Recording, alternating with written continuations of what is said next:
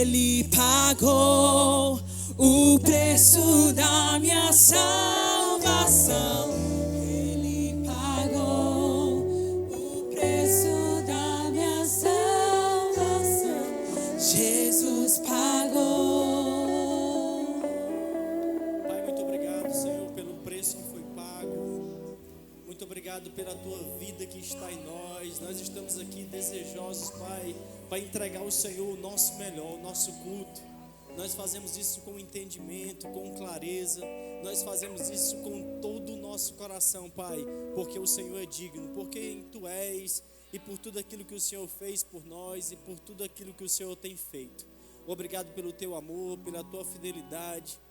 Obrigado, Pai, porque nós estamos aqui como irmãos, com uma certeza, com uma consciência de que estamos por causa do Senhor e com uma enorme expectativa. Um dia estaremos com o Senhor para sempre. Essa é a bendita esperança e é por isso que nós caminhamos com o Senhor. Viveremos uma eternidade contigo, em nome de Jesus. Amém, amém. Glória a Deus. Olha para o irmão que está do seu lado. Aproveita para cumprimentar aqueles que você ainda não falou. Glória a Deus por esse tempo, por essa oportunidade que o Senhor nos dá. Graça e paz, gente. Vocês estão bem? Estão animados?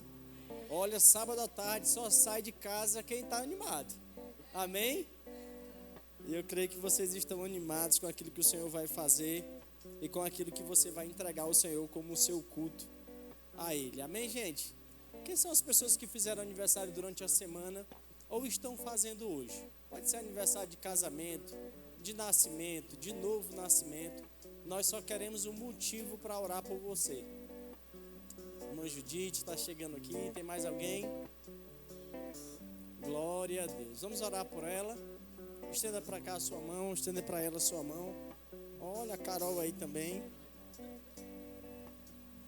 O time ficou forte. Glória a Deus. Tem mais alguém para chegar? Não quer? Não pode? Venha.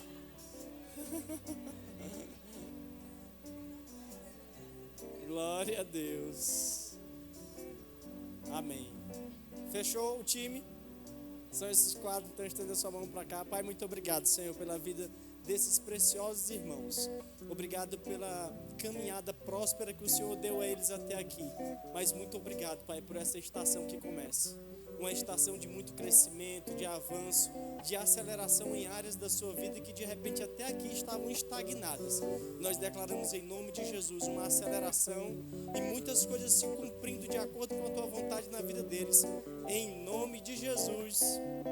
Amém, amém. Uma salva de palmas. Nós temos um presentinho aí para entregar para vocês. Glória a Deus.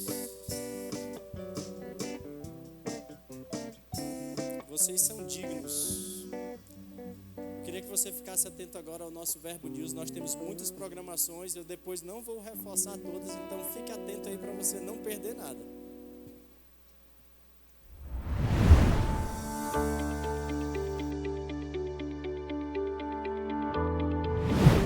Primeiro de outubro, culto de ceia, e está começando mais um Verbo News.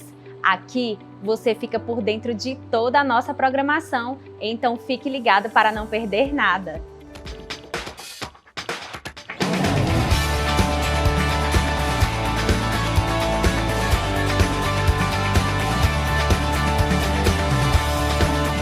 Terça é dia de Verbo em Casa. Vamos nos reunir na casa dos nossos irmãos para termos um tempo de comunhão, estudo da palavra e edificação. Se você já participa de algum grupo, sabe como é bom quando estamos juntos. E se você ainda não participa, eu quero te convidar a encontrar um grupo mais próximo da sua casa e se envolver. O seu melhor compromisso no meio da semana é na nossa Quinta Viva. Venha com expectativas para receber uma palavra poderosa e desfrutar de uma noite de milagres. Aproveite e traga alguém com você. E aí, galera VIPs, neste sábado teremos uma programação especial para você. Vem aí o VIPs Universitário. Em um mundo que a gente vive hoje tomado pela ideologia de gênero, depressão, bullying, e tantos outros temas que afetam os jovens, nós estamos aqui para fazer a diferença e viver a palavra do Senhor. Seja na universidade ou em qualquer outro lugar, você foi chamado para viver intensamente para o Senhor. Então vem para o VIPS Universitário e nós vamos te ensinar a permanecer firme, mesmo em meio a tantos desafios. Chama a galera e vem se reunir com a gente aqui nesse sábado às 19 horas. Esse é um mês especial para as crianças e nós realizaremos um evento maravilhoso para eles. Se liga no que vem por aí!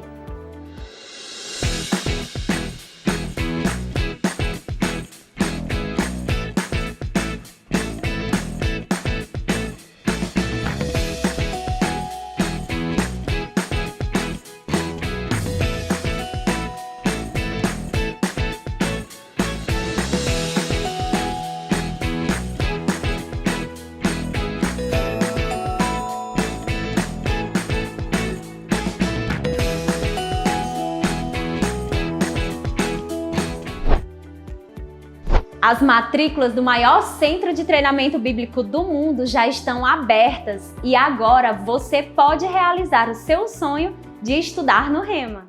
Para mim, o Rema significa mudança de vida. É bem comum vocês ouvirem graduados do Rema falando isso, mas é impossível você ouvir sobre o caráter de Deus, Cristo é aquele que cura, e não falar a respeito de mudança de vida. O Rema para mim representou um divisor de águas. Logo no início, eu fui acometido pelo Covid na segunda contaminação e isso foi um problema muito sério. Eu pensei em desistir e, movido e incentivado por tantos, eu resolvi continuar. O Rema representa para mim um grande poder que o Senhor tem feito na minha vida e eu creio que Ele irá fazer na sua também. O Rema mudou minha vida. Eu entrei na igreja em 2020 e quando eu entrei na igreja já comecei no Rema e infelizmente veio a pandemia. Eu pensei em desistir do Rema, só que a voz de Deus disse para mim, fique no Rema, porque o Rema é uma escola de ministros, é uma escola de profetas. Ao longo do tempo, eu padecia de uma doença, de uma dor de cabeça que não passava, era muito constante. E aí isso durou mais de 5 anos. É algo que eu não sabia, que eu não entendia na palavra, que tinha cura. Um dos primeiros obstáculos que eu tive que superar para estar aqui foi o cansaço. Eu durmo muito cedo e acordo muito cedo. Então estar aqui todo dia aprendendo, me alimentando dessa palavra, que depois acabou consequentemente influenciando na minha vida profissional, na minha vida familiar, é algo que é inexplicável. Eu incentivo você também a fazer parte desse treinamento e saber que esse poder ele vai lhe curar assim como ele me curou. Mas Deus me abençoou, Deus nunca deixou faltar e foi uma bênção. Só quem faz o Rema sabe o que é o Rema. E eu convido a você fazer sua matrícula, fazer sua inscrição e você pode ter certeza que a sua vida também vai ser mudada em nome de Jesus. Agora é a sua vez de experimentar o poder dessa palavra nos seus negócios. Venha você também experimentar o poder da palavra na sua vida e ter sua mente transformada, assim como a minha e de várias pessoas já foram transformadas nessa escola maravilhosa. Assim como eles, agora é a sua vez de ter a vida transformada nessa escola. Aproveite o mega desconto de 20% na matrícula, dirija-se ao balcão de informações e faça já a sua. A nossa igreja está empenhada na primeira fase do Projeto Farol, a aquisição do terreno onde nossa nova sede será construída. Você está pensando que a igreja em Teresina vai ser pequena? Essa igreja será um farol para toda uma região. E a luz do farol vai muito longe. Será muito grande, será muito grande, será Piauí, o Maranhão. Serão invadidos pela palavra, serão invadidos por pessoas desse lugar. Vocês estão vivendo uma oportunidade aqui em Teresina. Deus está querendo se mostrar forte para coisas extraordinárias. Vocês têm uma igreja excelente.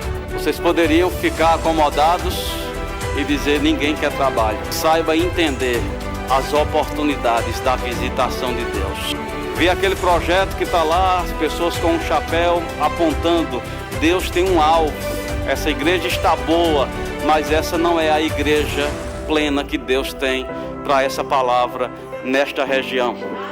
Eu acredito que aqui dá uma boa congregação, mas ainda não é a igreja sede da cidade de Teresina. Moisés foi avisado quando estava para construir o tabernáculo. Tenham cuidado de fazer segundo o modelo que foi mostrado no monte. Você tem um modelo, não sei até que ponto esse modelo está claro, está nítido, mas Deus quer que você faça conforme o modelo que você viu no coração. O modelo que está no coração, algo que Deus tem compartilhado com você, de algo que tem que acontecer nessa cidade. Não negocie isso. Qual é o desafio, irmão? É comprar um terreno, é nosso, em nome de Jesus. Eu não estou determinando o tempo aqui, mas que vem para nossa mão, vem. Rapaz, tão certo como vive o Senhor, que esse terreno vem para nossa mão aqui, que essa igreja vai expandir, que a gente vai se tornar uma igreja missionária, que novos pastores vão surgir aqui. Irmão, a gente vai causar um rebuliço santo nessa cidade. Tão certo como vive o Senhor, sua vida será afetada, irmão. Seja você também um cooperador do que Deus está realizando em nossa cidade. Visite o nosso estande e seja um investidor dessa visão. Você sabe que Deus te criou para ser próspero, mas você já está desfrutando dessa prosperidade na sua vida? Será que as dívidas ou a geladeira vazia ou a falta de um carro na garagem tem gritado mais alto do que a vontade de Deus para você? Hoje queremos te indicar o livro Chaves Bíblicas para a Prosperidade Financeira. Nele, você vai aprender a liberar a sua fé para a vida financeira. Então passe no Verbo Shop e garanta já o seu. O Verbo News termina aqui, mas você pode continuar conectado com a nossa igreja pelas redes sociais. Tenha uma semana abençoada e até mais!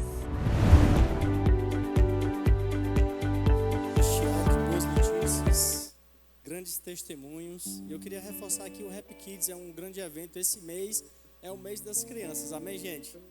E você que tem um filho, um sobrinho, um vizinho, nós precisamos ter a consciência que essas crianças precisam estar envolvidas e assimilando e recebendo a palavra de Deus, amém? Lá não é um ambiente apenas para elas brincarem, é um ambiente onde elas serão influenciadas pela palavra. Então, mais informações ao final do culto lá no nosso balcão de informações. O evento acontece dia 14 de outubro e as vagas são limitadas, então corre e faz a inscrição do seu filho, sobrinho ou vizinho, enfim. Amém? Cadê os nossos visitantes? As pessoas que estão hoje à tarde pela primeira vez. Nós temos alguém?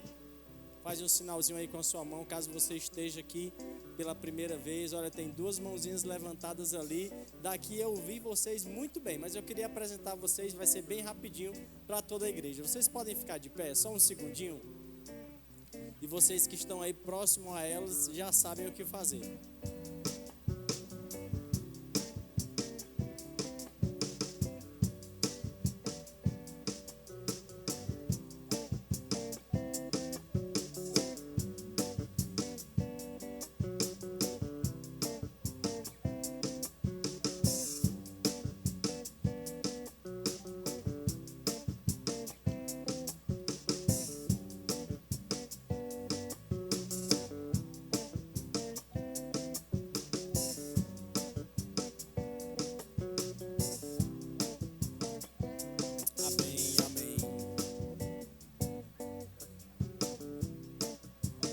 Sejam muito bem-vindas. Se vocês já congregam em outro lugar, em uma outra igreja, leva para o seu líder, para o seu pastor um abraço nosso. Mas se vocês não congregam e estão procurando um bom lugar para congregar, façam dessa sua casa, será sempre uma honra para nós recebê-las. Amém? Ao final do culto eu volto aqui, ou o ministro da tarde vai indicar para vocês uma equipe que vai estar posicionada ali atrás, eles vão acenar para vocês. Nós preparamos uma sala exclusivamente para você, vai ser algo bem rápido, 5 minutinhos, e nós não queremos que você saia sem passar por lá. Ao final do culto, nós sinalizaremos para vocês, amém? Uma salva de palmas para elas. Glória a Deus. Vamos honrar o Senhor com os nossos bens. Esse é o momento dos nossos dízimos, das nossas ofertas. Eu queria que você abrisse rapidinho lá em Provérbios, capítulo 3, versículo 9, esse texto que é tão conhecido, mas é sempre bom e prazeroso olharmos para ele. Amém, gente? E antes de falar sobre os dízimos, sobre as ofertas, eu queria lembrar vocês a respeito do nosso projeto Bem na Hora. É um projeto que visa alcançar pessoas com alimentos, e nós fazemos isso arrecadando esses alimentos no culto de ceia, né? Então você pode fazer assim em outros momentos, mas esse é um tempo que nós separamos e você que trouxe esse alimento hoje pode depositar ali naquele cesto. Amém, gente? Provérbios capítulo 3, versículo 9 diz assim: honra ao Senhor com os teus bens e com as primícias de todos os teus rendimentos, e se encherão com fartura os teus celeiros, assim como transbordarão de vinho os teus reservatórios. Nós sempre falamos sobre a honra porque nós precisamos entender sobre honra. O versículo 9 fala exatamente sobre isso, e o versículo 10 fala sobre a consequência de nós entregarmos a honra ao Senhor. Não dinheiro, não qualquer valor, mas ele fala sobre a honra e como deve ser feito, com a entrega das primícias ao Senhor. É uma consideração que precisa ser dada a Ele, e a gente precisa fazer isso pelo conhecimento da palavra. E quando nós entendemos sobre honra, quando nós entendemos sobre essa necessidade que nós temos de considerar o Senhor com aquilo que é devido a Ele, Ele diz: e se encherão com fartura os teus celeiros, assim como transbordarão de vinho os teus reservatórios. Nós podemos sim ter um resultado financeiro, natural, por meio do nosso trabalho, mas existem coisas que é o Senhor que vai fazer por nós. Amém? Tudo que nós precisamos é entender sobre uma consideração que é devida a Ele. Amém, gente? Separe os seus dízimos, as suas ofertas, e vamos consagrar o Senhor. Se você deseja fazer por meio tradicional dos envelopes, estão aí na sua cadeira. Se você precisar do Pix, está aqui atrás. Se você precisar de maquinetas de cartão, lá atrás estão posicionadas as tesoureiras. Amém? Você que está aí nos assistindo pelo YouTube também tem exatamente essas opções. Apareceu inclusive um código QR Code para você que vai te direcionar para o Pix da nossa igreja. Vamos orar e consagrar ao Senhor os nossos dízimos. Estenda assim a sua mão ou o seu envelope. Pai, muito obrigado, Senhor, pela oportunidade que nós temos de te honrar com aquilo que nós temos produzido por meio do nosso trabalho. Mas nós consideramos que é o Senhor que nos faz alcançar, que nos faz produzir. É o Senhor que nos faz, Pai, chegar a esse resultado. Nós fazemos isso com todo o amor do nosso coração. Consagramos a Ti os nossos dízimos, as nossas ofertas, em nome de Jesus. Amém. Estão vindo tempos de abundância, mesmo que eu não sinta, eu já posso ver.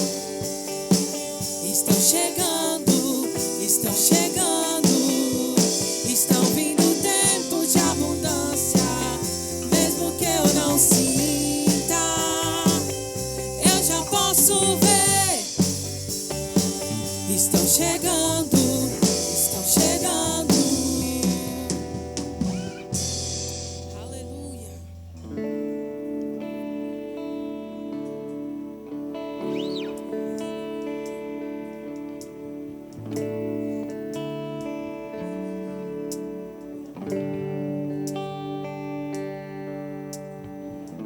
Entronizado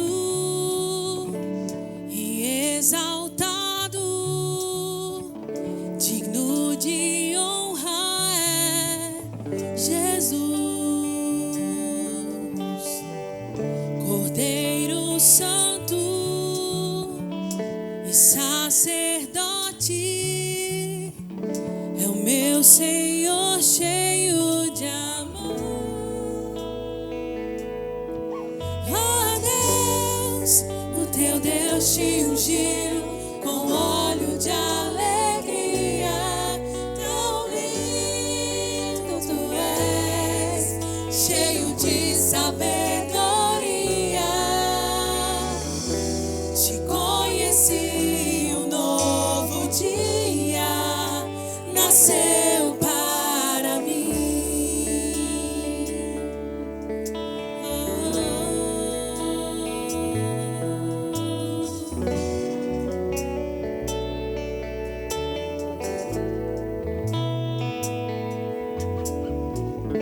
A minha língua é como a pena de um habilidoso escritor. No meu coração há uma música de amor.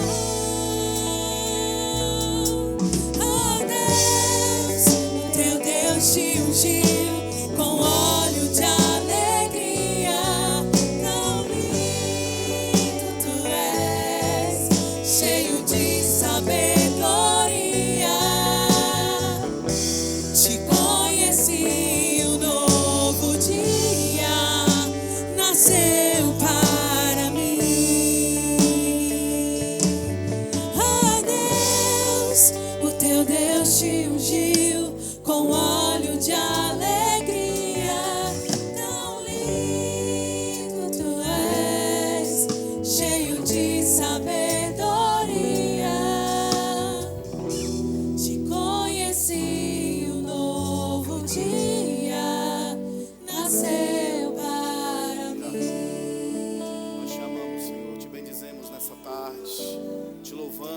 agradecemos, nos alegramos em você. Você é a nossa fonte, você é a nossa inspiração, você é o motivo das nossas canções, você é o motivo do nosso viver. E nessa tarde estamos aqui alegres, animados, para te dar o perfeito louvor. Recebe a nossa adoração, recebe o nosso louvor, o louvor dos teus filhos, o louvor dos teus servos que te amam. Nos alegramos em você, você é a nossa paz, você é o nosso refúgio, o nosso pastor, a nossa fortaleza. Confiamos em você, te agradecemos. Faz, opera, realiza tudo que você desejar nessa tarde, segundo o teu querer, no nome de Jesus. Quem crê diz amém. Graças a Deus. Senta um pouco no seu lugar.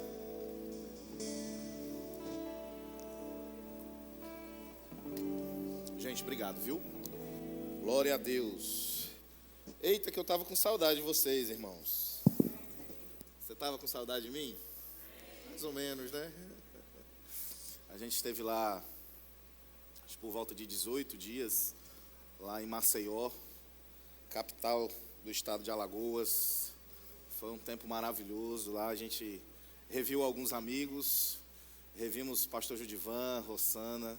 Foi um tempo maravilhoso. A gente teve a oportunidade de ministrar em algumas igrejas lá. Nós vimos lá o quanto Deus tem sido bom naquela terra. Que terra linda, que povo maravilhoso, que povo generoso. E foi um tempo glorioso. Fui muito bem cuidado, fui mimado. Eu disse, olha, eu vou falar com o pessoal lá de Teresina, porque eles precisam cuidar de mim assim também. Mas foi um tempo maravilhoso. É muito bom ir.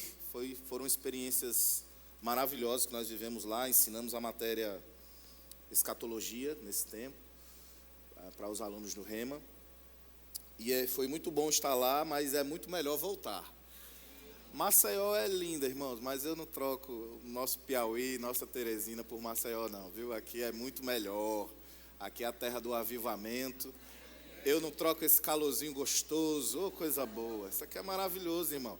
Aquele ventinho lá, aquilo ali não está com nada. Aquela brisa do mar, não está com nada. O negócio é esse calor aqui do BR Obró. Isso aqui é que tem a graça, amém? Então foi um tempo glorioso lá, mas é muito melhor voltar. E eu estava com muita saudade da nossa igreja. Essa igreja é maravilhosa e eu estava com saudade de você, amém? Graças a Deus. Você está pronto para receber a palavra hoje? Nosso culto de ceia, vamos celebrar a ceia daqui a pouquinho. E vamos receber uma palavra gloriosa, poderosa, que vai nos sacudir, que vai nos levantar, que certamente vai causar mudança e transformação nas nossas vidas. Não vem de mim, mas vem do Senhor. E quando vem do Senhor, irmão, pode ter certeza, coisas vão acontecer, amém? Hoje nós vamos estar dando início a uma nova série de mensagens. Então os próximos cultos serão sempre nesse mesmo tema. E o tema é na contramão do sistema. Olha para a pessoa que está do seu lado e diz assim: na contramão do sistema. Abre comigo lá em Romanos, capítulo 12, verso 1.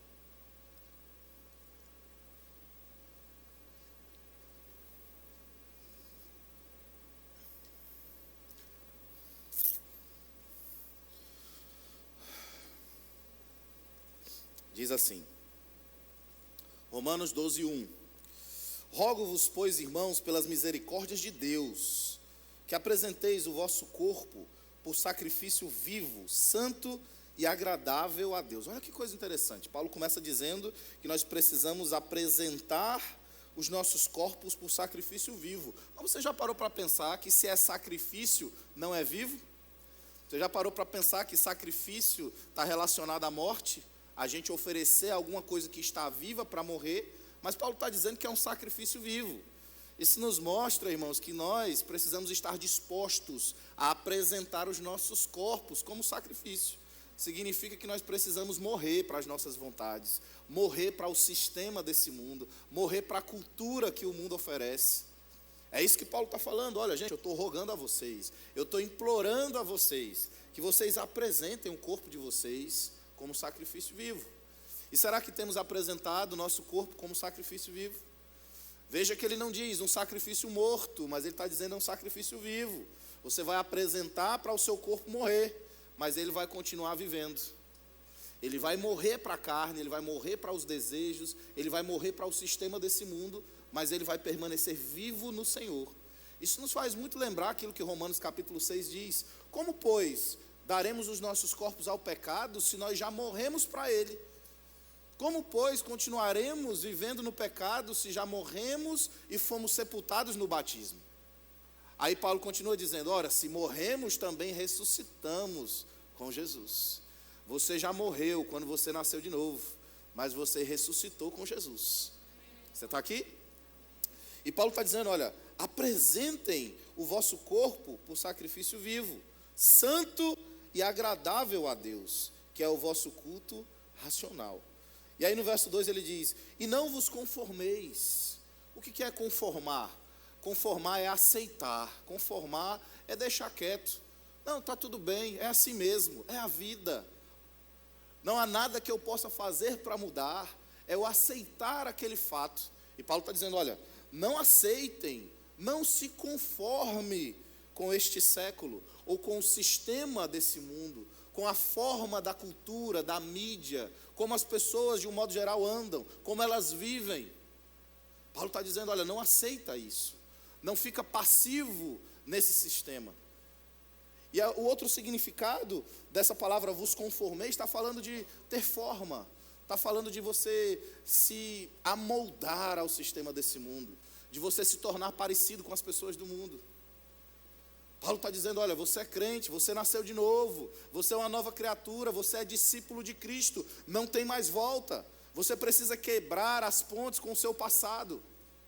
A vida antiga que você tinha acabou, agora você é uma nova criatura. As coisas antigas se passaram e eis que tudo se fez novo. 2 Coríntios, capítulo 5, verso 17.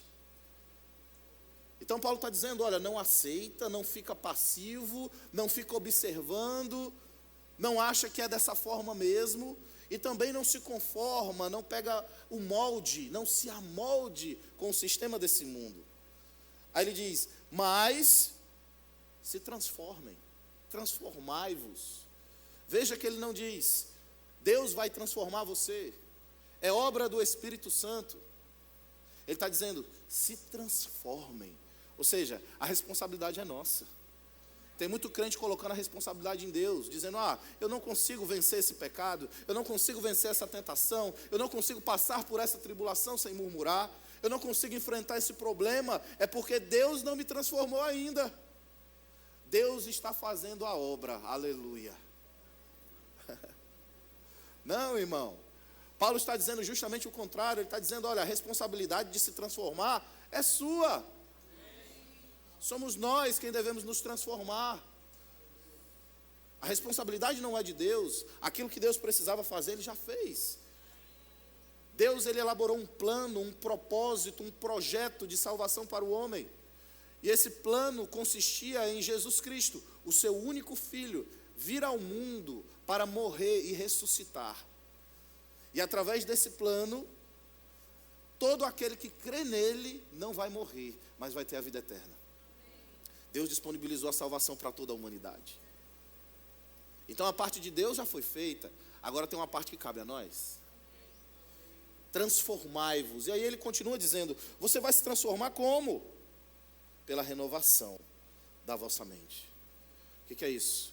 Você nasceu de novo, agora você é um com Deus, o Espírito Santo habita dentro de você, você é uma nova criatura, mas a sua mente continua ainda uma mente terrena.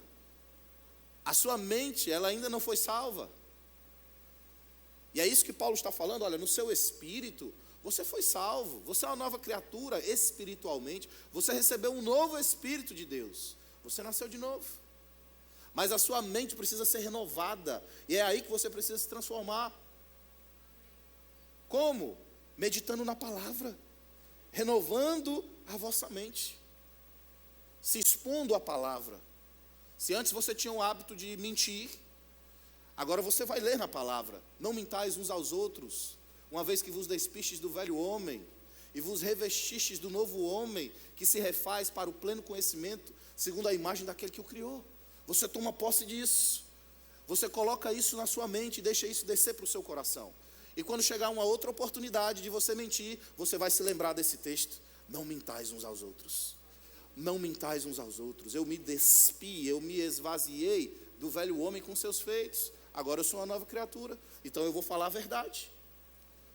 Quem mente é um covarde, um medroso, um desleal. Quem mente tem, na verdade, está querendo se livrar de uma vergonha ou de uma punição. Isso mostra alguém que não tem um caráter. Isso mostra alguém que tem um caráter distorcido, corrompido, e não um caráter segundo a palavra de Deus. Então eu não vou mentir, porque eu tomei posse da palavra, eu renovei a minha mente. Se eu roubava, eu vou me expor à palavra e ler o texto que fala: aquele que furtava antes, não furte mais, mas trabalhe fazendo o que é bom com as suas próprias mãos, para ter com que acudir ao necessitado.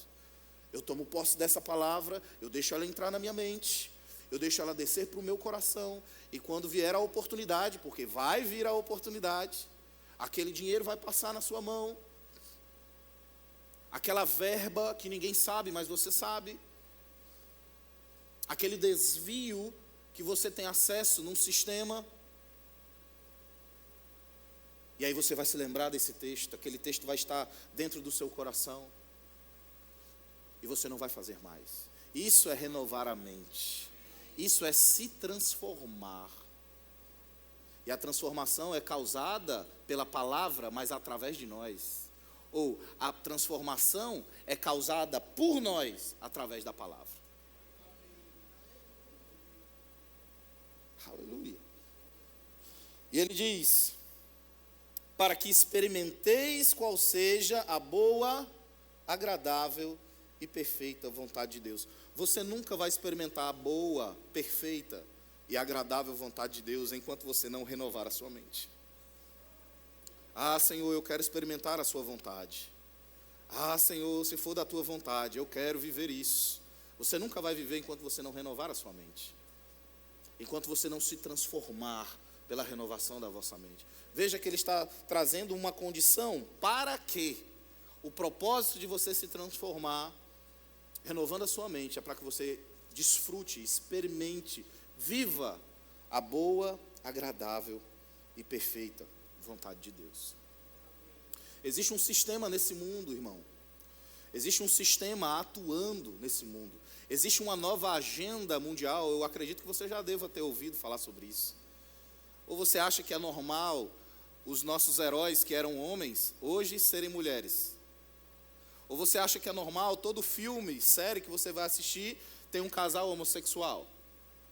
Ou você acha normal que os homens que antes eram traçados pela mídia como a figura masculina, como a figura de força, de proteção, hoje são bobões, hoje são vilões, e as mulheres é quem são as salvadoras? E nada contra terem mulheres salvadoras, está tudo bem. O que é difícil de engolir é que todo filme a mulher agora é a salvadora. As próprias mulheres não aguentam mais. Você está aqui. Então não se trata de feminismo ou machismo.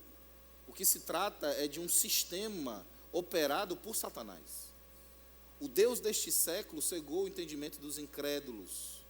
Nós estamos falando do diabo, Satanás. Ele estabeleceu uma nova agenda mundial. E veja, essa agenda já existia nos tempos de Paulo, porque Paulo diz: olha, não se conformem com essa agenda mundial. Era diferente, não tinha lá os homens como bobalhões e as mulheres como salvadoras. Não tinha mais, né? O Capitão América se tornou uma mulher, o Homem de Ferro se tornou uma mulher de ferro, e tantos outros. Não era desse jeito que funcionava o sistema, mas já existia uma agenda mundial naquele tempo. E Paulo está dizendo: olha, não se conforme com essa agenda mundial. Não vá para o shopping vestido de rosa para assistir o filme da boneca. Era isso que Paulo estava falando. A agenda mundial. Paulo está dizendo: olha, tem um sistema operando nesse mundo, este século. E ele está dizendo: você que é crente, você precisa andar na contramão desse sistema. Você que é crente precisa incomodar mesmo. Aleluia. Samir e eu vamos para a academia. E quando a gente chega lá, irmão, é terrível. Parece Sodoma e Gomorra. E nós nos sentimos os diferentões, porque nós somos os únicos que vão com camisa de igreja. A gente vai lá com a camisa do Eleve, a gente vai lá com a camisa, com alguma mensagem, camisa do Bodas, e a gente vai lá, e todo mundo fica olhando para a gente, parece que nós somos assim, seres estranhos, porque Sameri talvez seja a única mulher bem vestida e composta. E quando a gente vê alguém lá bem vestido e composto, a gente vai falar, rapaz, isso aí é crente, isso aí não é normal não. E ser crente é assim mesmo. A gente precisa estar vivendo onde quer que a gente esteja. A gente precisa se posicionar e as pessoas precisam ver que nós somos crentes. As pessoas precisam ver que nós somos diferentes. Se você está lá no seu trabalho e ninguém sabe que você é crente, que diferença há? Você não está sendo luz. E Jesus disse que nós somos a luz do mundo. Jesus disse que nós somos o sal da terra. E como crentes, nós precisamos mesmo vestir essa camisa. Como crentes, irmãos, nós precisamos nos posicionar. Chega de escândalos na igreja. Chega de as pessoas verem os crentes como pessoas qualquer. As pessoas precisam nos ver como referências. Referência moral, referência no casamento, referência na família, referência financeira. Os crentes quebrados, endividados, não prosperam, não saem do lugar. Não quer trabalhar, preguiçoso, não é promovido no trabalho, não monta um negócio. Quando monta um negócio, é um negócio quebrado, falido, mirrado. Não, chega disso. Aí o crente vai atrás do ímpio pedir dinheiro emprestado. Ei, é você que tem que emprestar. Não, você não entendeu. Eu vou falar para esse lado está mais animado, está com mais fé. É você quem tem que emprestar. Porque você é rico, próspero e abençoado. E se você é rico, próspero e abençoado, e a Bíblia diz isso, que na casa do justo há prosperidade e riqueza, você tem que manifestar isso, meu irmão. E não é balançando na rede, colocando o pé sujo na parede, não. É trabalhando, é chamando a existência, é falar com a boca e crer com o coração, e não duvidar, mas crer que se fará o que diz. É trabalhar com excelência, é buscar conhecimento, sabedoria. Aí os amém diminuem. Quando fala, né, pastor Fábio, buscar sabedoria. Você tem que buscar sabedoria. Aí não, eu não quero, eu quero o dinheiro chegando aqui na minha mão. Aleluia. A Bíblia fala que a sabedoria é mais preciosa do que as muitas riquezas. Mais preciosa é do que pérolas. E o seu lucro é maior do que o ouro e a prata. Você precisa ser mais sábio. A sabedoria vem a gente alcançando. A Bíblia diz que feliz é o homem que acha a sabedoria. Você precisa achar a sabedoria, tem uma procura. Mas Paulo também fala, eu oro por vocês para que venha espírito de sabedoria e de revelação. Nós podemos achar a sabedoria de duas formas. A gente achando, procurando por ela, mas também a gente orando. Tiago diz que se pedirmos sabedoria a Deus, Ele nos daria e não nos lançaria em rosto. Por que você está pedindo dinheiro? Por que você está pedindo bens para Deus? Ei, pede sabedoria. Salomão pediu sabedoria e se tornou o homem mais rico da história da humanidade. Mas não, a gente quer o fácil, o dinheiro, o carro, money, plata. Aleluia. Nós somos a luz do mundo, meu irmão. E precisamos nos destacar nessa sociedade. É uma sociedade corrompida, é uma sociedade destruída, é uma sociedade infeliz. Você vê esse povo no carnaval, né? Tudo pelado, se beijando, se agarrando, e não sei o quê. Tudo com depressão, tudo triste, infeliz, frustrado. A vida deles são aquelas noites de bebida, sexo, droga. Eusébio de Cesareia, um bispo que viveu no século IV, ele dizia, Cristo na cultura, ou seja, Cristo se amolda, se adequa à cultura. Ele dizia isso porque ele pensava, não, nós precisamos ser sábios para ganhar os sábios, precisamos nos fazer no meio das pessoas para ganhá-las. Há um pouco de verdade nisso. Mas entenda, irmãos, Cristo, ele jamais vai se dobrar à cultura desse mundo, porque nós pertencemos à cultura do céu. Tertuliano de Cartago, um outro bispo que viveu no século III, ele dizia: Cristo contra a cultura. Cristo contra a cultura. Olha para a pessoa que está do seu lado e diz assim: Cristo é contra a cultura.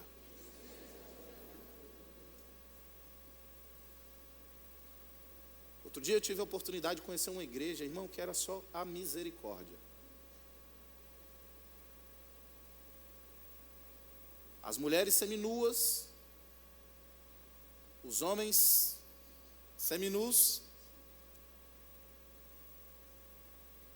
Eu não sou religioso não, viu? Mas, irmão, tem roupa que não combina mais com crente não.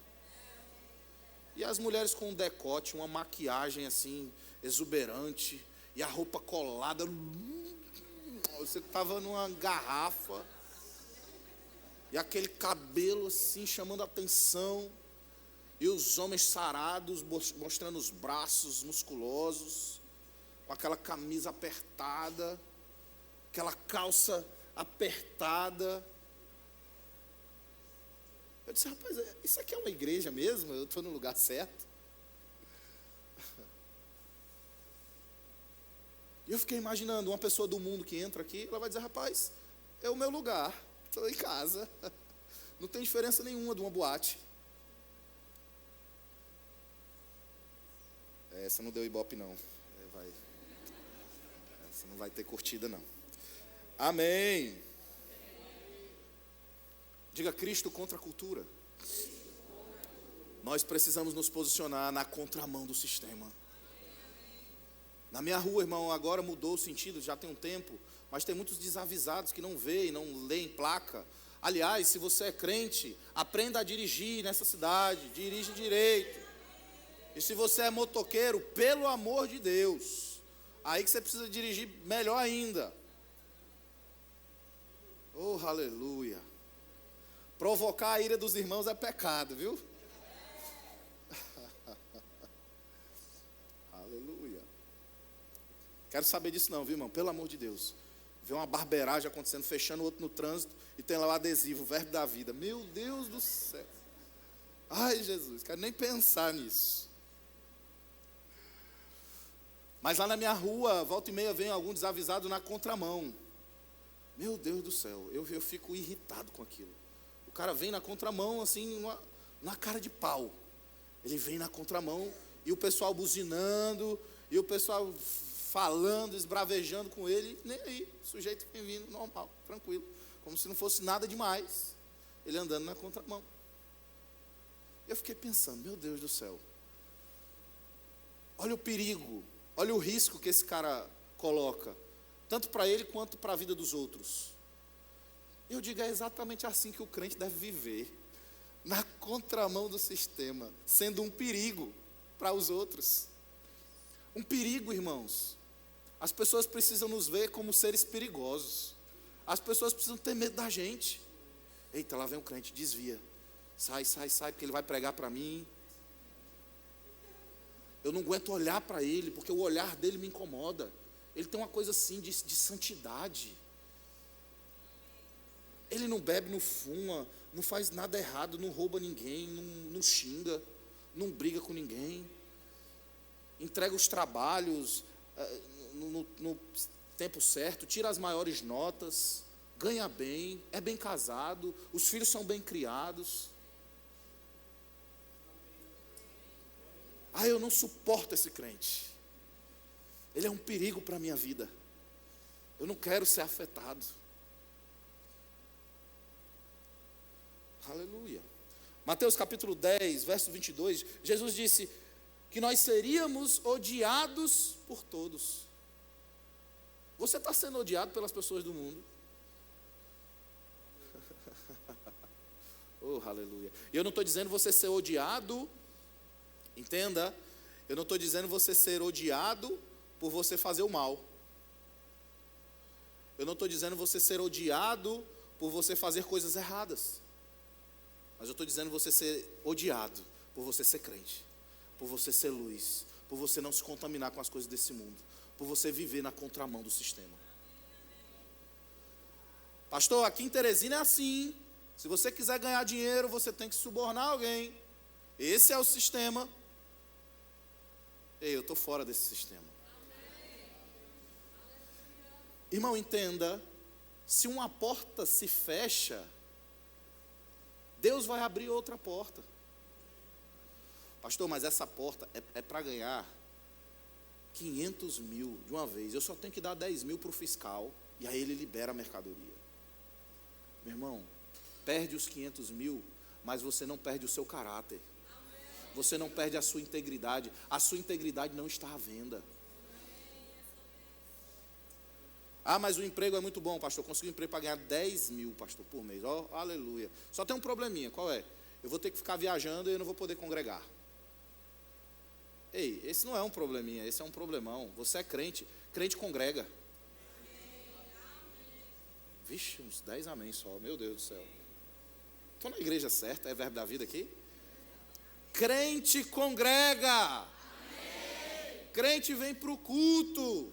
Amém. Crente cultua. Amém. Crente se alegra com a palavra. Amém. Crente adora no louvor. Amém. Crente levanta a mão no louvor. Amém. Crente vibra com a palavra. Amém. Crente oferta e dizima. Amém. Não deixemos de congregar como é costume de alguns. Hebreus capítulo 10, verso 25. Naquele tempo já tinha uns gaiatos que não congregavam. E o autor de Hebreus já está falando, olha pessoal, não deixa de congregar. Ser crente tem que congregar. Que agora está essa moda, né? Virou um sistema. Não, eu só assisto pelo YouTube. É bênção, o YouTube é uma ferramenta maravilhosa. Você sabia que tem pessoas de mais de 10 países que assistem os nossos cultos? Você sabia que o YouTube tem sido uma grande ferramenta para alcançar pessoas no mundo inteiro? E você nem assiste nenhum culto no YouTube, não dá um like, não dá uma curtida lá para a sua igreja. Pense sobre isso. O YouTube é uma bênção, mas o YouTube é para ser um complemento. Eu ouvi a palavra aqui hoje, foi uma bênção. Rapaz, eu gostei tanto dessa palavra, eu preciso ouvir mais. E quando você chega em casa, você ouve de novo. Está lá registrado. Ou você vê alguém que está precisando ouvir essa palavra e você manda o link para essa pessoa. O YouTube é para ser assim, e não para a gente ficar congregando lá. Ah, hoje eu não vou não, estou cansado, vou assistir pelo YouTube. Não. Aleluia. 2 Coríntios capítulo 6, verso 14. Vou pedir para os diáconos fazerem minha escolta no final, que os irmãos estão me olhando meio assim. Pode ser que tenha algum tipo de retaliação. 2 Coríntios 6, 14, diz assim: não vos ponhais em julgo desigual com os incrédulos, porquanto que sociedade pode haver entre a justiça e a injustiça, ou que comunhão da luz com as trevas? Paulo está falando, olha, tem uma hora que nós precisamos separar os homens dos meninos, tem uma hora que o crente não dá para ficar andando com gente descrente, a não ser que seja para influenciá-lo. Mas Paulo está dizendo, que comunhão tem? Como vão andar juntos? É alguém que não é nascido de novo. Tem crente se aconselhando com pessoas do mundo. Que conselho vai sair dali? A pessoa é filha do diabo, condenada ao inferno, presa na religião, na depressão, na opressão demoníaca. E a pessoa vai lá e se expõe, abre a sua vida, fala das suas coisas, fala dos seus sonhos, sendo crente, falando para um descrente. Paulo está dizendo, olha, que comunhão tem? Abrir um negócio com alguém que é do mundo. Ele está dizendo, que sociedade pode haver entre justiça e iniquidade? Se o teu sócio é do mundo, meu irmão, pode saber, ele vai passar a perna em você, não é se, é quando. Ele não tem princípios, ele não nasceu de novo, o Espírito Santo não está dentro dele. Se tem um monte de crente passando a perna nos irmãos por aí, você imagina quem não é. Mas não no verbo da vida, graças a Deus. O verbo da vida só tem trigo, não tem joio.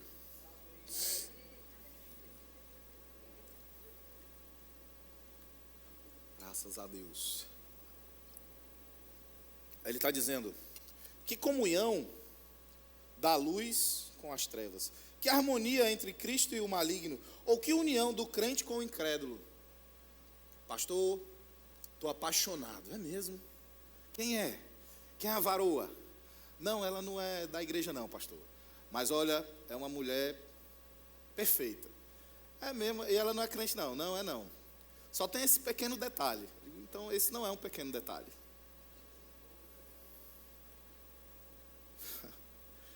Irmão, tantas pessoas que se relacionaram, crentes, se relacionaram com pessoas do mundo, que depois quebraram a cara. Que no começo é o príncipe encantado, é a Cinderela, mas depois, irmãos, se revela. Não é se, é quando.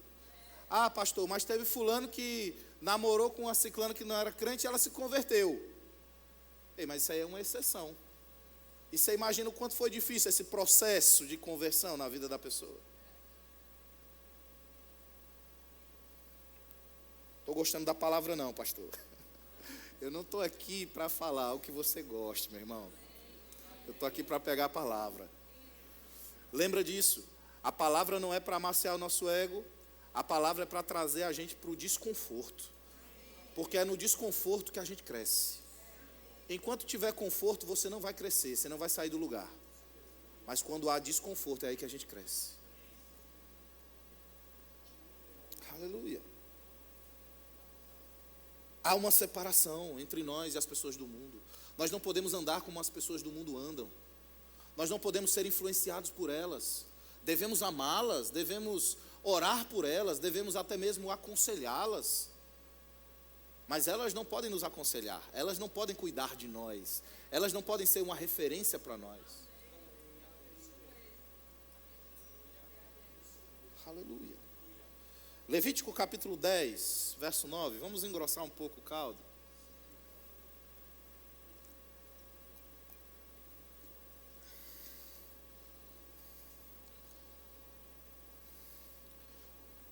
Diga: eu ando na contramão do sistema.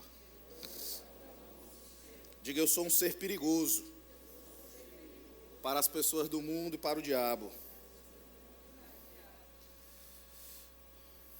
Levítico 10, 9 diz assim: vinho ou bebida forte, tu e teus filhos não bebereis, quando entrardes na tenda da congregação, para que não morrais. Estatuto perpétuo, isso será entre as vossas gerações, para fazerdes diferença entre o santo e o profano, entre o imundo e o limpo. Aqui, esse texto é destinado para os sacerdotes. E o texto de Levítico, Deus traz uma orientação para os sacerdotes, dizendo que quando eles estivessem dentro da tenda, eles não deveriam beber vinho, nem bebida forte. Nem eles e nem os filhos. Agora olha que coisa interessante. Nós não estamos mais na lei, nós não estamos na antiga aliança, nós estamos numa nova aliança. E a Bíblia diz que nós somos sacerdócio real. O que é isso? Nós somos sacerdotes de um rei. Nós somos sacerdotes de uma linhagem real. Então esse mesmo texto serve para nós. E a Bíblia diz: quando estiverem na tenda da congregação. Ora, a Bíblia diz que nós somos o santuário. O nosso corpo é o santuário do Espírito. O nosso corpo agora é a tenda da congregação. E ele diz: isso é um estatuto perpétuo, para que haja diferença entre o imundo, entre o profano e o santo. Por que tem crente tomando bebida alcoólica? Por que tem crente tomando vinho e dizendo: ah, Jesus tomou vinho? Será que Jesus tomou o mesmo vinho que nós tomamos hoje? Será que Jesus tomou um vinho que hoje é fabricado com 12% de álcool? Alguns chegam a 20% de álcool. A mesma palavra no hebraico e no grego para falar sobre vinho, ela é a palavra que ela é traduzida tanto para o vinho suco de uva, como para o vinho fermentado, a bebida forte. Veja, nos tempos bíblicos isso lá desde Gênesis, quando a gente vê que Noé se embriagou com vinho. A gente vê que Abraão entregou pão, aliás, Melquisedeque trouxe pão e vinho para celebrar uma figura da ceia com Abraão. Nós vamos ver os profetas mencionando o vinho, vamos ver Davi falando sobre o vinho. E depois até chegar nos tempos de Jesus, nós vamos ver que o próprio Jesus também menciona o vinho. Jesus transforma a água em vinho. Paulo fala sobre o vinho. Agora eu quero que você entenda dois fatores. Primeiro, o vinho, na cultura judaica, era algo muito mais relevante, tinha muito mais significado do que teria, por exemplo, para nós, os povos ocidentais. Nós vamos ver que o vinho está presente na cultura romana, os gregos, lá no Oriente Médio, na África, em todos os lugares se consumia vinho. Mas para os judeus tinha uma representação bem diferente. Agora eu quero que você veja o segundo fator. Naquele tempo não tinha a tecnologia que nós temos hoje, não tinham maquinários que nós temos hoje. A uva era colocada num lugar e ele era pisado por pessoas. Pessoas botavam o pezinho lá, era um processo bem higiênico. Eu acredito que se você visse, talvez você jamais tomaria. Mas as pessoas colocavam os seus pés e pisavam ali.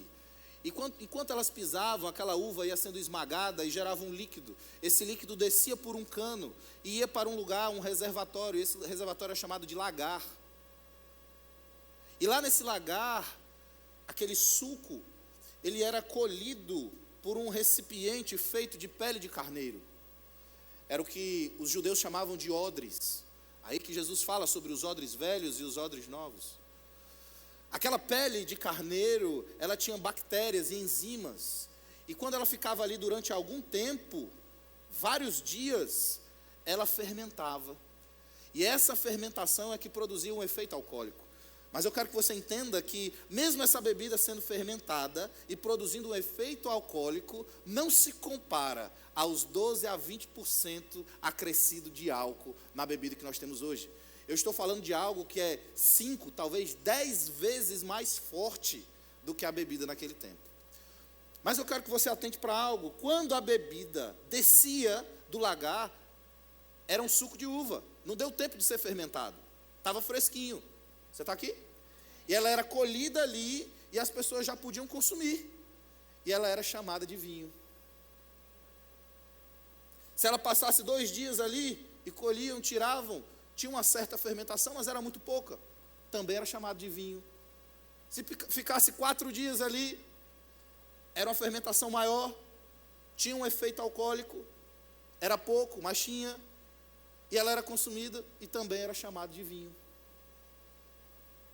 Então não dá para você dizer que Jesus tomou o vinho fermentado. Eu não consigo imaginar Jesus, irmãos, bêbado. Você consegue imaginar? Pastor, mas a Bíblia diz que a gente não deve se embriagar com o vinho. E quem é que diz que você está embriagado ou não? Não é você. Quem diz é a pessoa que está perto de você. Porque você vai bebendo, vai ficando alegre, começa a falar umas besteiras, não é assim? E você nem percebe. Não, você nunca bebeu, vocês nunca beberam, nunca foram para a festa. As pessoas, né, gente? Então, como é que eu, sendo crente, eu vou pegar, vou beber, e vou dizer, não, eu estou bebendo aqui, na minha casa, socialmente, né? Mas eu não estou me embriagando. O vinho é de 12 a 20% acrescido de álcool, e é álcool mesmo, aquele álcool que você lava as mãos, aquele álcool que você acende as coisas. De 12 a 20%, nos tempos de Jesus era 0 álcool. Era só a fermentação. As pessoas tinham que beber, irmão, uma grande quantidade para ficar bêbadas. Então você podia tomar 1 copo, 2 copos, talvez 3 copos. Hoje, se você toma um pouquinho assim, você já fica alterado. Experimente, não, brincadeira, experimenta não. A cerveja tem 3% de álcool. O vinho tem 12 a 20. Eu digo, se é por crente, se for por questão alcoólica, é melhor beber cerveja.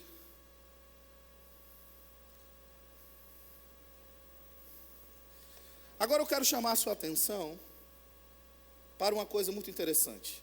1 Coríntios, capítulo 10, verso 31. Abre, 1 Coríntios 10, 31.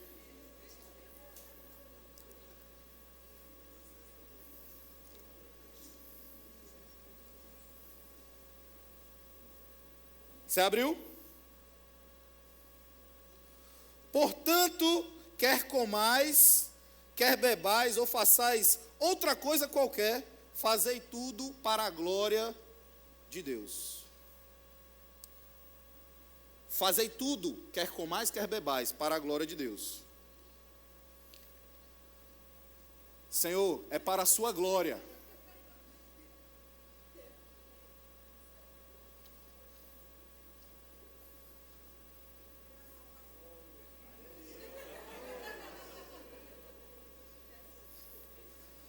Está vendo a sua reação? Se eu bebesse isso aqui hoje, muitos de vocês, por educação, ficariam até o final da palavra. Mas talvez nunca mais voltariam, escandalizados. Alguns, talvez, até continuariam na igreja, porque pensam, acho que o pastor só se excedeu. Mas não foi uma coisa boa. Agora, se eu fizesse na minha casa e ninguém visse, ninguém soubesse,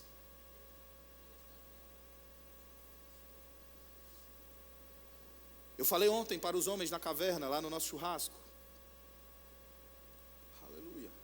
Quem não foi, perdeu. Comemos bastante. Eu disse, reputação é algo que as pessoas veem e falam sobre você. Mas caráter é algo que ninguém vê. É algo que você faz e ninguém vê. Só Deus vê. E nós vimos que Samuel estava diante de uma congregação e ele disse, olha, quem aqui eu defraudei, eu falei mal, eu fiz alguma coisa errada? Diga aí. Eu estou aqui desde a minha infância, agora eu estou com cabelos brancos. Quem aqui do povo eu fiz alguma coisa errada? Eu comprei e não paguei, eu defraudei, eu fiz algo mal, eu violei. E o povo unânime disse, você não fez nada. Você não nos defraudou. Aí Samuel diz assim, mas o testemunho de vocês não vale para mim, porque é só a minha reputação, o que importa para mim é o meu caráter. E aí ele diz assim, Deus é minha testemunha. Sabe o que ele estava dizendo? Ele estava dizendo, olha, é muito bom ouvir de vocês que eu tenho uma boa reputação, mas o que importa para mim é entre eu e Deus. Deus é minha testemunha, Deus está vendo.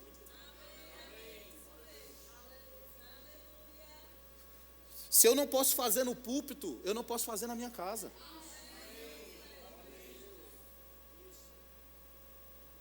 Tem uma palavra que muitos crentes falam, não os crentes verbo da vida, graças a Deus, espero. É a palavra lerda, só que com M. Tem gente pensando, né? Tem gente que fala isso o tempo todo. Se falar perto de mim, vai ser corrigido. Isso é um palavrão. A Bíblia diz que não deve sair da nossa boca nenhuma palavra torpe, e sim a que transmita graça aos que ouvem. Se não transmite graça e edificação, não fale. Jesus disse que o coração fala, a boca fala do que o coração está cheio. O pessoal que está falando essa palavra aí é porque o coração está cheio de... Não use essa palavra e nem outras palavras que são palavrões. E como é que eu vou saber qual que é palavrão, pastor? Porque a minha mãe fala, porque o meu pai fala, porque o sistema do mundo fala. Cultura. O sistema desse mundo, nós andamos na contramão. Nós não falamos palavrão. No trânsito, se alguém te fecha, você diz, ô abençoado!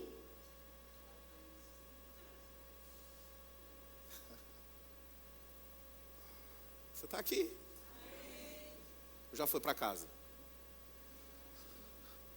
Se eu falasse essa palavra aqui no púlpito, muitos se escandalizariam, né? E alguns diriam assim, rapaz, o pastor usou aquela palavra. Mas se eu falasse em outro momento, talvez ninguém se escandalizasse. Normal. Mas no púlpito, porque a gente tem essa diferenciação, né? No púlpito é algo muito santo. Mas no dia a dia pode ficar mais descontraído. Não, irmão, a minha vida é o meu púlpito. O que eu falo no púlpito, eu tenho que falar lá no meu quarto, lá na minha sala, para os meus filhos, para a minha mulher, no meu trabalho. Ei, a minha vida é o meu púlpito. Eu não sou duas pessoas, eu não tenho duas vidas. Se eu não posso beber isso aqui, eu não posso beber isso lá em casa. Portanto, quer comais, quer bebais, ou façais outra coisa, fazei tudo para a glória de Deus. Você consegue beber isso aqui, mas você tem que dar glória antes a Deus. Qual a diferença disso aqui para maconha? Cocaína. O efeito é o mesmo. Mas a Bíblia diz que é só para não se embriagar. Pronto, eu posso cheirar um pouquinho de cocaína, não vai me embriagar. Eu posso fumar um pouquinho de maconha, não vai me embriagar. Eu posso pegar um cigarro e fumar, não vai me embriagar. Mas está vendo como a gente é seletivo? O vinho pode, o cigarro não. O vinho pode, a cocaína não. Mas a cocaína traz o mesmo efeito. Manda os diáconos ficarem lá na porta, viu? Romanos capítulo 14. Romanos 14, 15.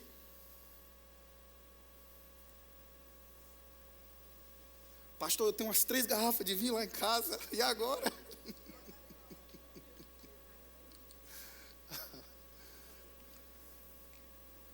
Tem parentes meus que eu vou visitá-los, tios, pessoas que são do mundo, mas que são queridas. E teve uma vez que o meu tio, fazia tempo que eu não o via, em outro estado, e quando eu fui visitá-lo, ele tem uma adega de vinho, ele preparou o vinho mais caro, o mais antigo lá que ele tem, caríssimo, uma fortuna, é um rim, uma córnea, uma garrafa de vinho daquela. Ele botou na mesa, preparou para você, que eu sei que você é pastor. Eu preparei o melhor que eu tenho. Eu disse, tio, infelizmente eu não vou poder beber. Por quê? O semblante caiu, mudou. Parecia que eu tinha ofendido ele, batido nele. Esse é o meu melhor. Eu disse, não, tio, é porque eu não tomo nenhum tipo de bebida alcoólica. Mas Jesus tomou vinho. Eu disse, pois é, eu não sou Jesus.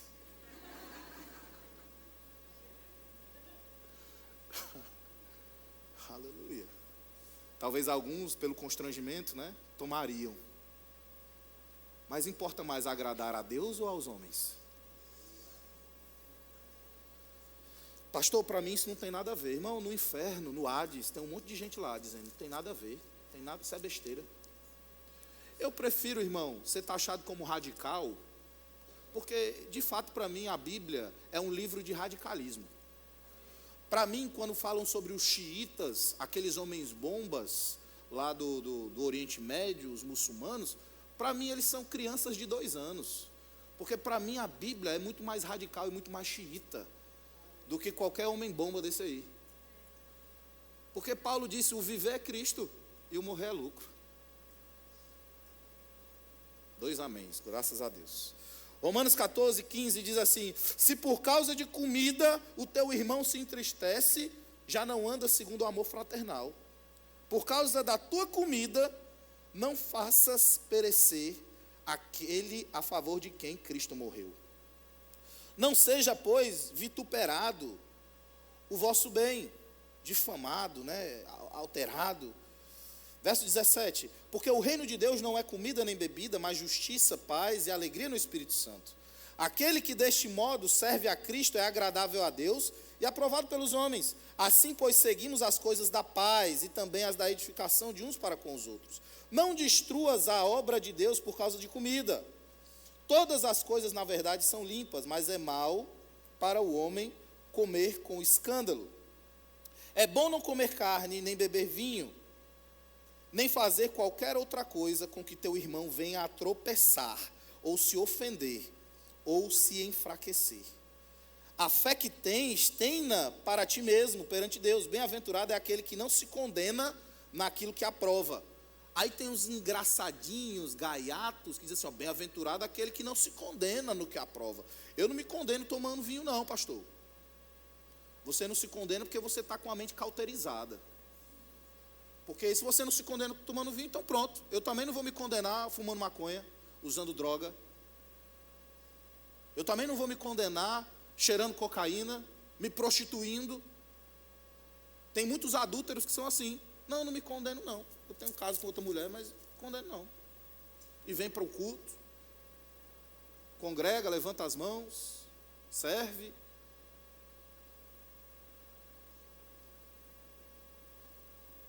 Veja que Paulo não está falando de qualquer coisa sobre não se condenar. Mas ele está falando em relação a comida e bebida. É um assunto específico que ele está tratando. E Paulo, ele em outras palavras, nós vamos ver o outro texto aqui, Paulo está falando sobre pessoas que se escandalizam quando alguém come comida sacrificada a ídolo. Aí Paulo está dizendo, olha, o ídolo não é nada. Não é para ser chamado de ídolo, nem de deuses. Eles não são nada. Mas se o irmão se escandaliza em você comer ou beber, então você não come. Se tem um irmão que se escandaliza por você beber vinho, então eu não vou beber. Esse é mais um motivo. Eu não bebo só porque o irmão vai se escandalizar. Eu não bebo, irmão, porque eu entendo que se eu tomar isso aqui, eu vou estar passando uma mensagem para o diabo. Você sabia disso?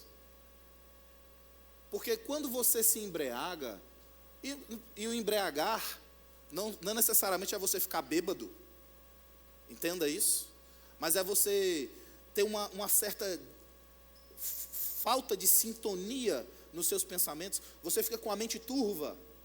Aquilo ali você está passando uma mensagem no reino espiritual, dizendo para o diabo, olha, você pode vir me influenciar, porque a minha mente não está 100% com as suas faculdades. E aí o diabo vem mesmo. Você já viu que uma pessoa, quando ela bebe muito, ela é uma pessoa tímida, calma, tranquila, mas quando ela bebe, ela se transforma em outra pessoa, faz escândalo, faz palhaçada, sobe na mesa, grita, tira a roupa. Você já viu? E no outro dia ela não lembra de nada. Demônio. Como diria no Ceará, demônio nos couro.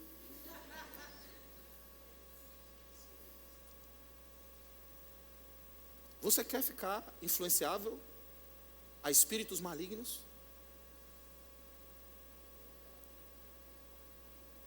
1 Coríntios capítulo 8, verso 11, eu queria ter muito mais tempo, eu ia falar um monte. 1 Coríntios capítulo 8, verso 11, diz assim, e assim por causa do teu saber perece o irmão fraco, pelo qual Cristo morreu. E deste modo, pecando contra os irmãos, golpeando-lhes a consciência fraca, é contra Cristo que pecais. Uau! Se você bebe e escandaliza o seu irmão, aí você diz assim, é porque ele tem uma mente fraca, é porque ele não sabe das coisas. Aí Paulo está dizendo, mesmo ele tendo a mente fraca, se ele se escandaliza com você, você está pecando contra Cristo. Uau! Tomar vinho não é pecado, aqui está dizendo. Você está pecando contra Cristo. Um amém. E por isso, se a comida serve de escândalo a meu irmão, nunca mais comerei carne. Eu fico imaginando lá no churrasco dos homens, se alguém se escandalizar, a gente está perdido. Nunca mais vamos comer carne. Aí ele diz, para que não venha a escandalizá-lo. Uau! Você está vendo como é sério, irmão? E eu estou falando sobre andar na contramão do sistema. Se você está lá, num restaurante, você e a sua família, tomando um vinhozinho, passa alguém e vê.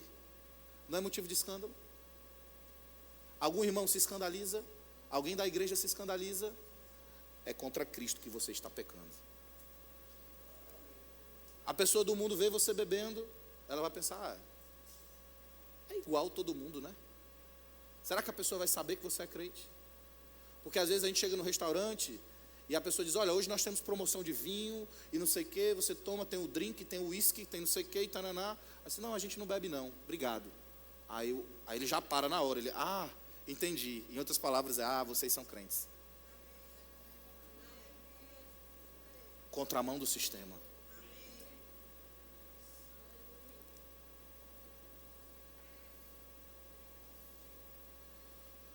Números, capítulo 6, verso 2, para encerrar, diz assim: fala aos filhos de Israel e diz-lhes: quando alguém, seja homem, seja mulher, fizer voto especial, o voto de Nazireu, a fim de consagrar-se para o Senhor, abstenha-se de vinho e de bebida forte.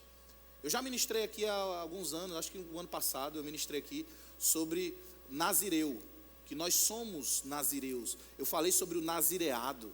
Na nova aliança, todos nós somos nazireus. Nazireu é aquele que é consagrado a Deus. Eu e você somos consagrados a Deus. Aí está dizendo aqui, ó, quem fizer o voto aqui na velha aliança. Na velha aliança eles não tinham o Espírito Santo dentro, eles não eram consagrados a Deus. Eles precisavam de momentos específicos para se consagrar. Nós não, nós já somos consagrados. Aí ele está dizendo, ó, o nazireu não toma vinho, não toma bebida forte, não toma bebida alcoólica. Você está aqui? Se você é nazireu, você não vai tomar bebida alcoólica. Porque você vive na contramão do sistema. Pastor, mas eu não bebo, eu nunca bebi não. Ótimo, é uma vacina para você. Pastor, mas um ministro, fulano de tal, ensinou que a gente pode tomar vinho, que é bíblico. E que é mentira quem diz o contrário, que não está na Bíblia. Irmão, eu fico com a palavra. Paulo diz ainda que vem um anjo do céu e pregue um evangelho diferente deste, que seja anátema.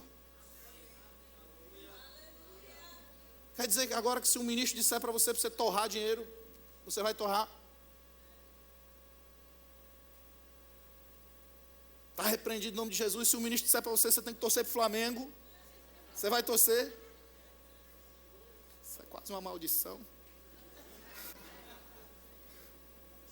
Brincadeiras, irmãos flamenguistas. Aleluia. Efésios capítulo 5, agora eu vou encerrar de vez. Verso 18. Efésios 5, 18. E não vos embriagueis com vinho, no qual há dissolução, mas enchei-vos do Espírito. Ao invés de você ficar pensando em vinho, se encha do Espírito. Ao invés de a gente ficar discutindo se pode ou se não pode, se Jesus tomou ou não tomou, se Paulo tomava ou não tomava, se é bíblico ou se não é. Cerveja não pode, mas vinho pode. Cerveja tem 3% de álcool, mas o vinho tem de 12 a 20, aí pode. Se o vinho que nós bebemos hoje é o mesmo vinho que Jesus bebia, ao invés de entrarmos nessas questões, vamos nos encher do Espírito. Você está aqui, querido? Aleluia. Não vamos nos embriagar com vinho onde há dissolução. Pastor, mas eu bebi só um gole, eu não estou embriagado. Eu posso beber, eu bebo só um gole. É socialmente. Quem diz que é socialmente? E outra, andar na contramão do sistema significa você ser livre de qualquer vício. Porque talvez o seu vício tenha sido bebida, ou seja, bebida. Mas o de outro pode ser o Instagram. Eu lanço um desafio para você. Fique 2 dias sem abrir o Instagram. Se você não consegue, você está viciado. Aleluia. Você que bebe vinho, fica sem beber vinho. Se você briga tanto por essa questão de vinho, é porque você está viciado.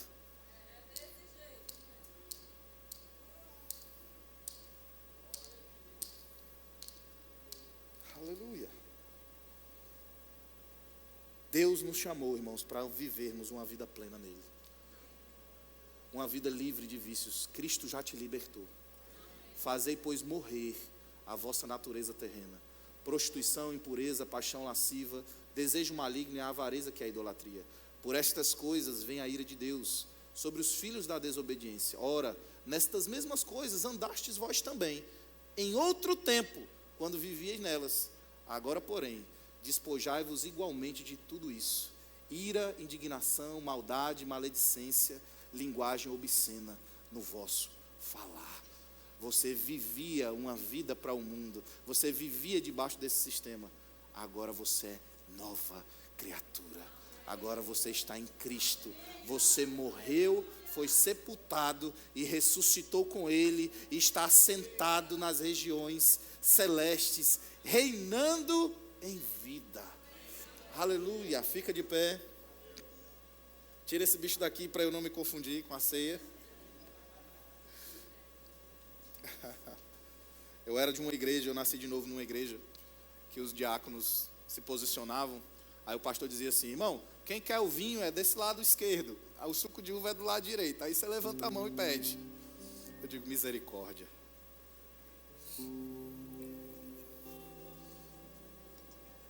Você entende por que você toma suco de uva na ceia?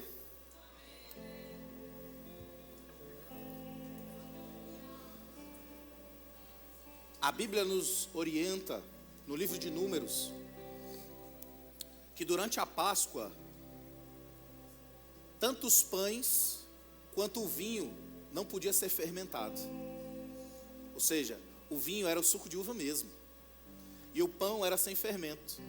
Sabe por que você come esse biscoitinho? Parece um biscoitinho, né? Você até pensa, pensei que era um pão. A Bíblia fala pão, mas é um biscoitinho. Não, ele é um pão sem fermento. Sabe o que significa? É o corpo de Cristo, que não tem pecado. O sangue de Cristo não tem fermento, foi derramado por nós, não tem pecado. É o suco de uva. Então na ceia nós não tomamos vinho, porque o vinho é fermentado. Isso é até uma blasfêmia e uma heresia, porque a Páscoa, que era uma figura do que seria a ceia, o mandamento era que fosse pão sem fermento e o suco de uva, ou seja, o vinho não fermentado, representando a falta, a ausência do pecado. Nós somos novas criaturas, nazireus, separados por Deus. Amém, irmão? A nossa boca não vai tocar em coisas impuras, a nossa boca não vai falar coisas impuras, porque nós somos puros, santos diante de Deus. Amém? O diaconato já está se posicionando. Eu queria que nós pudéssemos orar pelos elementos. Vamos participar da ceia do Senhor. Mas antes eu queria fazer um convite muito especial.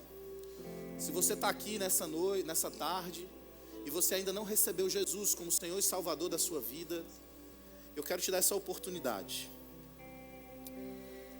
Eu quero fazer um convite para você. Não se trata de mudar de religião, não se trata de mudança de igreja, se trata de você ter uma experiência sobrenatural que transcende tudo aquilo que você compreende na sua vida, na sua mente. Eu estou falando de você fazer uma aliança com Deus e entregar a sua vida a Jesus. Eu não estou perguntando se você conhece Jesus. Jesus é o homem mais conhecido da história da humanidade. Ele de fato dividiu a história em duas. A história se tornou uma antes dele e outra depois dele. E se você está aqui, ele quer fazer exatamente a mesma coisa com você. A história da sua vida ser dividida em duas, uma antes dele e outra depois dele. E se você está aqui nessa tarde e ainda não recebeu Jesus, ainda não tomou uma decisão, não confessou Jesus publicamente, eu quero te dar essa oportunidade. Faz um sinal com a sua mão e eu quero orar por você. Tem alguém?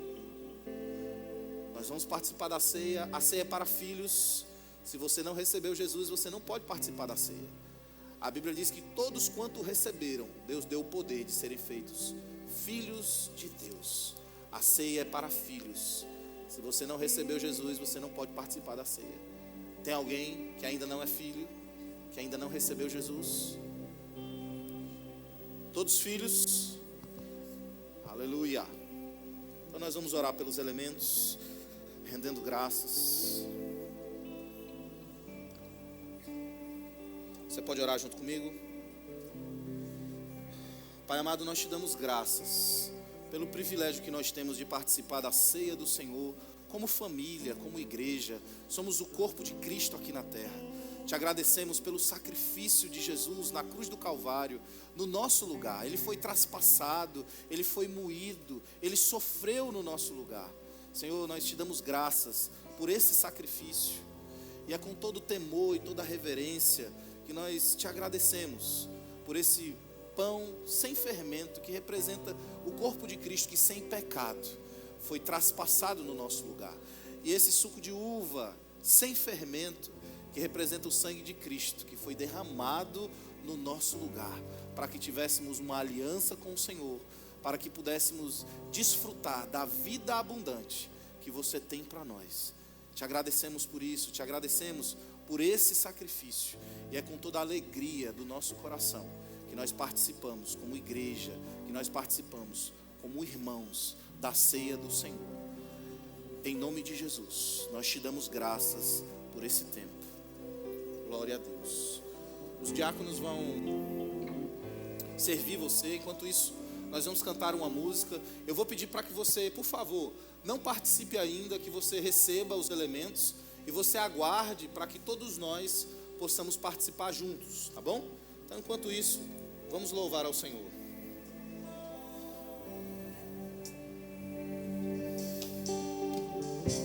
No início eras a palavra, com Deus o Altíssimo,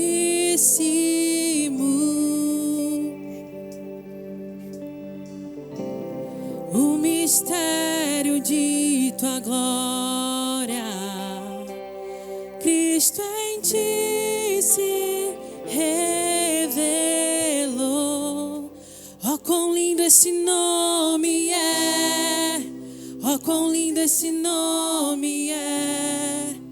O nome de Jesus, meu Rei. Oh, quão lindo esse nome é! Maior que tudo Ele é. Oh, quão lindo esse nome é! O nome de Jesus.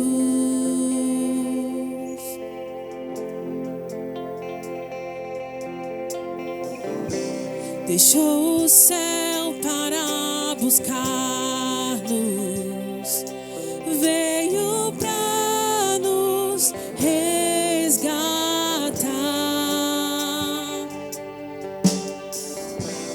Amor maior que o meu pecado, nada vai nos separar. Oh, quão maravilhoso é! Oh, quão maravilhoso é o nome de Jesus, meu Rei. Oh, quão maravilhoso é! Maior que tudo Ele é. Oh, quão maravilhoso é o nome de Jesus. Oh, quão maravilhoso é o nome de Jesus.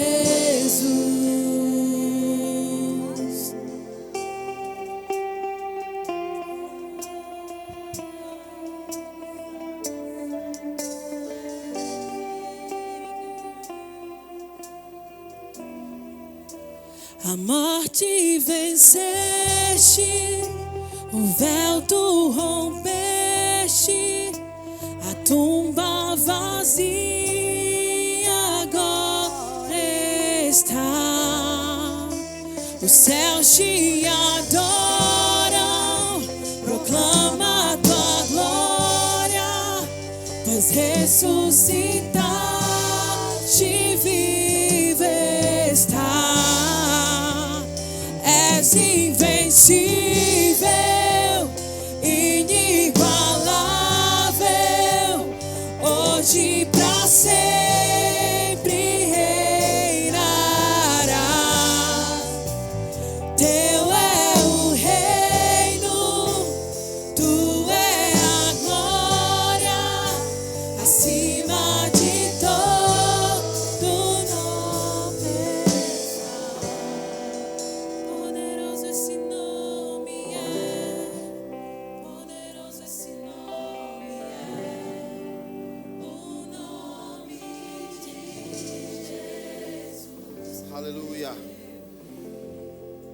1 Coríntios capítulo 11, verso 28, o apóstolo Paulo ensinando a igreja de Corinto acerca da ceia do Senhor, ele diz: examine-se, pois, o homem a si mesmo, e assim coma do pão e beba do cálice. Eu vou dar um minuto para você, para que todos nós possamos nos examinar.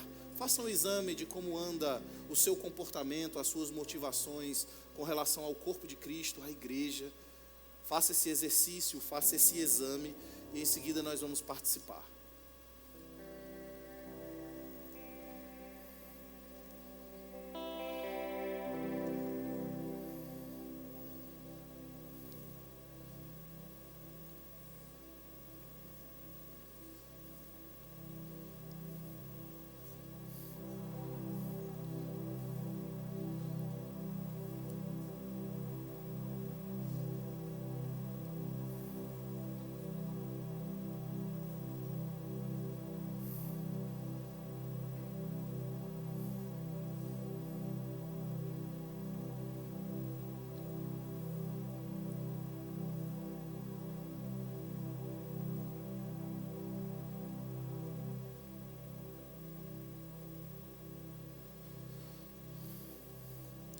Versículo 23 de 1 Coríntios, capítulo 11, o apóstolo Paulo, também trazendo ensinamentos acerca da ceia do Senhor, ele diz: porque eu recebi do Senhor o que também vos entreguei, que o Senhor Jesus, na noite em que foi traído, tomou o pão e, tendo dado graças, o partiu e disse: isto é o meu corpo que é dado por vós, fazei isto em memória de mim. Com essa consciência de que esse pão sem fermento representa o corpo de Cristo, e com a motivação de que isso se trata de uma memória, um memorial de Cristo, participa.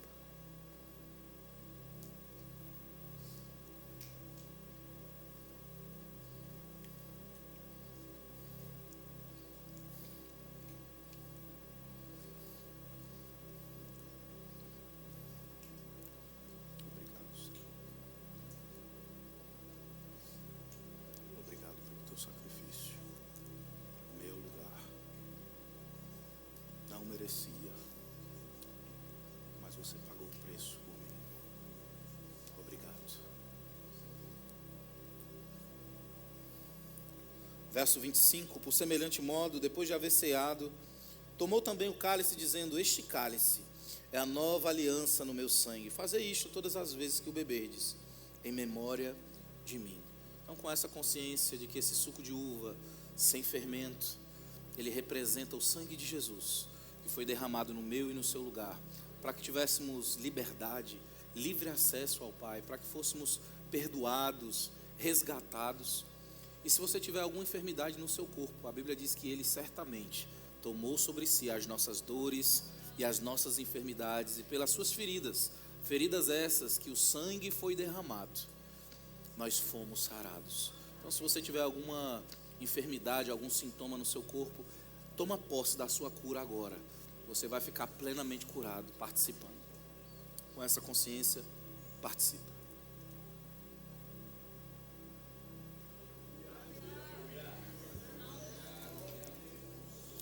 Glória a Deus. Vamos celebrar um pouco?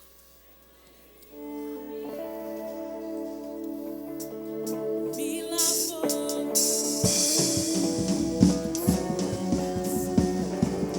Eu te agradeço, eu te agradeço. Me curou, me restaurou, com sua graça livre estou. Eu te agradeço, eu te agradeço.